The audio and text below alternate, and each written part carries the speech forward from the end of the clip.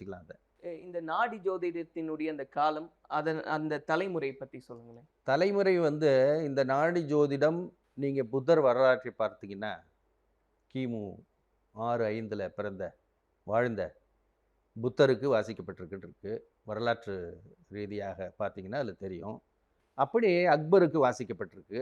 இதுக்கெல்லாம் வரலாற்று குறிப்பு இருக்கு.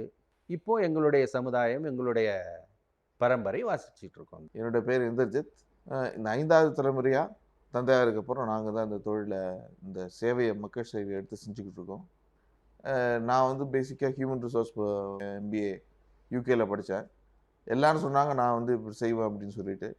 பட் நான் அப்படி இல்லாம நான் அங்கேயே இருந்துட்டேன். பட் அப்பா வந்து ஒரு முறை என்ன கூப்பிட்டு, "இத கொஞ்சம் பாரு.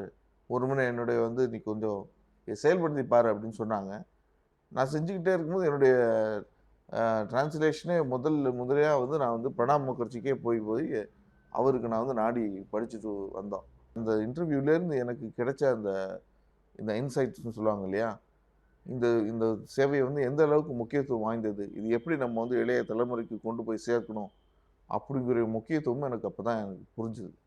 ரொம்பவே எக்ஸ்டென்சிவா போறாங்க. பட் சூடோ சயின்ஸ்ன்னு ஒதுக்குறாங்க இல்லைங்களா? ஜோதிடம், ஆயுர்வேதம் இதெல்லாம் வந்து சொல்லி இது ஒரு 10 வருஷமா இதெல்லாம் போலி.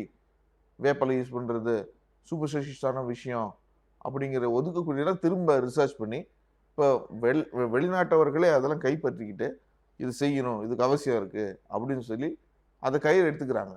இப்போ நம்ம மக்கள்லாம் அத இழந்துட்டு உட்கார்ந்துருக்காங்க. அவங்கலாம் இந்த பக்கம் வர்றாங்க. நம்மலாம் அவங்கள நோக்கி பார்த்துக்கிட்டு இருக்கோம். அது இல்லாமல் இது எவ்வளோ வருஷத்துக்குரிய ஸ்டாட்டிஸ்டிக்ஸ பேஸ் பண்ணி நம்ம மூதாதையர்கள் செஞ்சு வச்சிருக்காங்க. அப்போ அதோட முக்கியத்த உணர்ந்துக்கணும் இல்லைங்களா? அதெல்லாம் அவங்க அறிஞ்சுக்கிட்டு அனுபவிக்கிறாங்க. நம்ம அத இழந்து தவிக்கிறோம். இதனால தான் அது இளைய தலைமுறைகளுக்கு கொண்டு போக வேண்டிய அவசியம் எங்களுக்கு இருக்குது. இப்போ இவ்வளவு தலைமுறையா நீங்க பார்த்துட்டு இருக்கீங்க அப்படிங்கும்போது, நெறைய பேருக்கு நீங்க வந்து அந்த பலன்கள்